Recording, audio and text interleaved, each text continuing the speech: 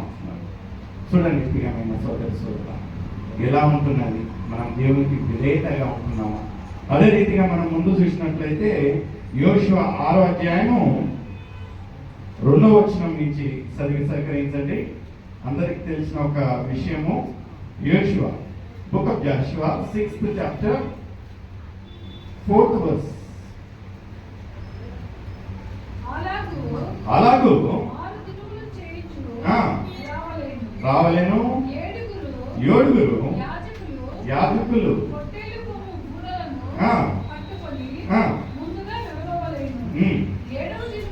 ఏడవ దినమున నీవు 7 మార్లు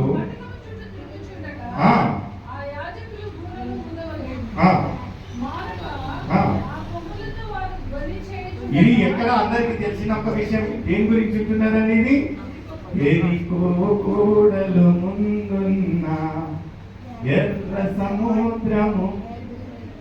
ఎరికో గోడలు ముందున్నట్లయితే మనం ఏం చేయాలంటే ఒక చిన్ని ఆటో తీసుకొని వెళ్ళాలి. గోడ పగలగొట్టాలనుకోండి, ఒక జేసీబీ, ఇప్పుడు హై టెక్నాలజీ జేసీబీలను తీసుకొని వెళ్ళినట్లయితే ఆ ఒక్క గోడలను పగలగొడతారు. అయితే ఇది ఏం వింత, దేవుడు ఏమంటా ఉంటున్నాడు, ఆ ఒక్క గోడ చుట్టూ ఎన్ని మార్లు తిరగాలంట? 7 మార్లు. 7వ రోజున మీరు ఏం చేయాలి? బూర ఊదాలి. ఇదేంటి? What is this happening? ఇదే అండి సూపర్ న్యాచురల్. మీకు ఎరికో గోడల ఒక విశేషత తెలుసండి? అది ఎంత సైజ్, డైమెన్షన్స్ తెలుసా మీకు? అది ఎలా ఉంటున్నది, ఎంత విడ్త్గా ఉంటున్నదంటే 6 ఫూట్లు థిక్. ఇది 6 ఫూట్లు ఉంటుందండి. ఇది 10 feet అంటే 6 అంటే దాదాపుగా ఇంత ఉంటుంది. ఇంత థిక్ మందంగా ఉండే ఒక గోడలు 15 అడుగులు ఎత్తు గోడలు మనం దేంతో పగలగొడతాము? It's mind boggling. మనం కెనాట్ ఇమాజిన్. అయితే దేవుని యొక్క కార్యాలు ఎంత గొప్పగా ఉంటున్నాయి అంటే, ఆయన ఏం చెప్పాడంటే, మీరు పెద్దగా కష్టపడాల్సిన పని లేదు. మీరు ఏం చేయాలంటే ఆ ఒక ఎరికో గోడ చుట్టూ నేను చెప్పిన రీతిగా మీరు చేసినట్లయితే 7వ దినమున 7 మార్లు మీరు తిరిగిన తర్వాత ఒక్కసారి మీరు గోడలు ఊదినట్లయితే ఆ ఒక్క గోడలు ఏమైతాయంట? 20వ వచనంలో చదవండి. 6:20 ఊదగా విన్నప్పుడు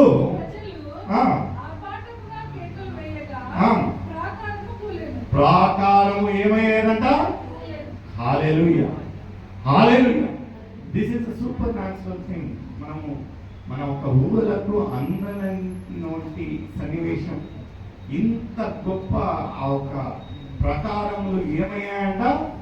ఊరిపోయాయంట. చూడండి ప్రియమైన సోదరి సోదరులారా, ఎలా ఉంటున్నది. అయితే వీటికన్నిటికి ఏముండాలంటే మనలో ఆ ఒక విశ్వాసం ఉండాలి.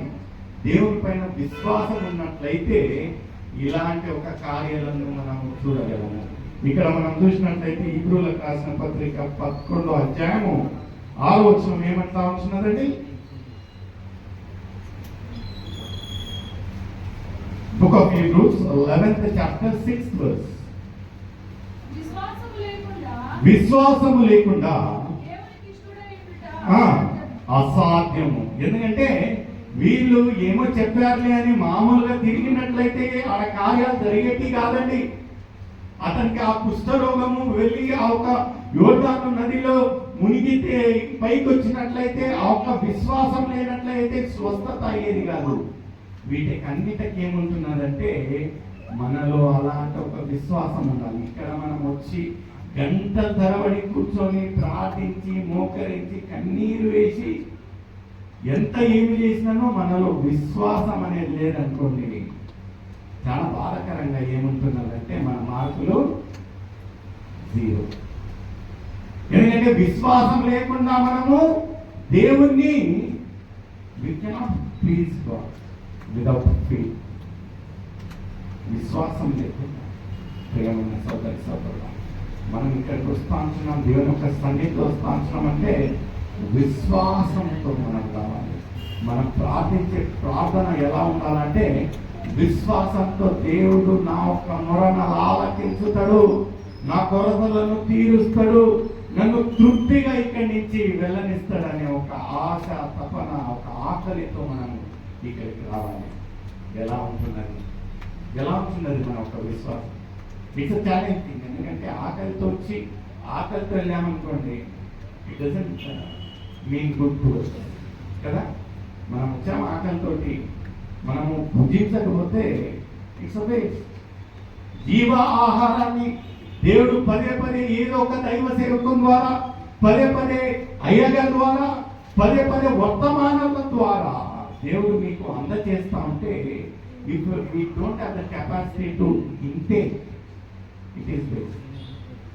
విశ్వాసం లేని జీవితము శూన్యము. ప్రియమైన సోదరి సోదరు, దేవుడు పదే పదే ఇక్కడ మనం చూసినట్లయితే యోహాను రాసిన సువార్త 21వ అధ్యాయము 1వ వచనం ఏమంటా ఉంటున్నది ఒకసారి చదవండమ్మా. Book of John 21st chapter 1st verse ఏమంటున్నది? అటు తర్వాత యేసు శిష్యులతో మరలా అంటే అండి, ఇంతకు ముందు శిష్యులతో ఆయన కలిసి ఎప్పుడు ఇది ఆయన తిరిగి లేచిన తర్వాత శిష్యులతో కలిసి ఇది రెండోసారి మరొకసారి శిష్యులతో కలిసే ఒక ఆవశ్యకత ఏమొచ్చుంటున్నది? What was the necessity to go to again and again మరలా ఎందుకు కలవాలి? ఎందుకంటే అతనికి ఈ wants to fulfil the prophecy. ఎందుకంటే మరలా దేవుడు మనతో మాట్లాడుతూ ఉంటున్నాడు. మనం అనుకోవచ్చు, ఎందుకు what's happening in my life, ఎందుకు పదే దేవుడు నాతో మాట్లాడుతూ ఉంటున్నాడు? మనకి వినే చెవులు ఉండాలా ప్రియమైన సోదరి.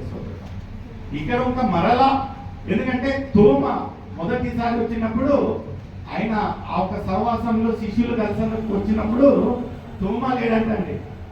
తోమ ఎక్కడికో బిజీగా వెళ్ళింటాడు. అయితే తోమ ఎలాంటి ఒక తోమ అంటే, ఎలాంటి తోమ అండి? డౌట్ఫుల్ కదా. ఆ శిష్యులు చెప్పారట, అయ్యా నువ్వు ఎంత మంచి సన్నివేశాన్ని పోగొట్టుకున్నావు, యేసయ్య వచ్చాడు, మేము కలిసామంటే తోమ ఒప్పుకున్నాడండి? తోమ లేదు. తోమ రుజువు అడిగాడు. నేను ఆయన ఒక గాయంలో వేలు పెట్టేంత వరకు నాకు నమ్మకం లేదు కదా. అందుకని దేవుడు ఏం చేశాడంటే, ఆయన అవసరం అండి, యేసుకు అవసరమా ఎవరికన్నా రుజువు చూపించడానికి? Is it necessary?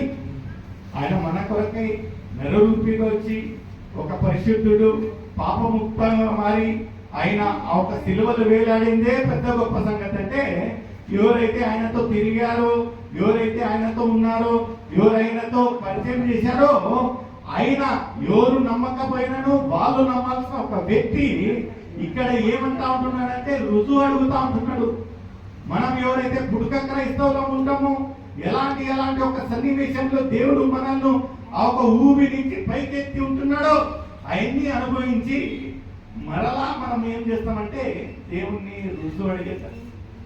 ఏమన్నా చిన్న కష్టం వచ్చారనుకోండి, దేవా నువ్వు నిజంగా ఉన్నట్లయితే ఈ యొక్క పరిస్థితి నుంచి వి స్టార్ట్ టెస్టింగ్ గాడ్. ఇది రివర్స్ అండి. దేవుడు మనల్ని పరీక్షించటంలా ఇక్కడ ఎవరు చేస్తా అంటున్నారు? మనం ఆయనను పరీక్షిస్తా అంటున్నాం. నిజంగా నువ్వు ఉన్నట్లయితే ఈ యొక్క కార్యం చేయాలి. ఎన్ని చేయాలండి దేవుడు? ఎన్ని చేయాలి? ఇక్కడ ఇంకా చూసినట్లయితే మరలా యేసు ఎవరిని కలిసి వచ్చాడంట? శిష్యులను కలిసి వచ్చాడంట. ఎంత బాధాకరమైన ఒక విషయం చూడండి ప్రియమైన సోదరు. పదే దేవుడు మిమ్మల్ని పిలుస్తా ఉంటున్నాడు, మాట్లాడుతూ ఉంటున్నాడు, చెప్తా ఉంటున్నాడు, గొప్ప కార్యాలు చేస్తా ఉంటున్నాడు. కానీ ఆయన మనం ఎక్కడ వేసిన వాళ్ళము మనలో ఒక కదిలింపు అనేది లేదు ప్రియమైన సోదరి. ఇంతలో నుండి ఇంతలో మాయమయ్యే ఒక జీవితాన్ని మనం జీవిస్తూ మనలో ఒక కదిలింపు అనేది లేదు. ఇంకా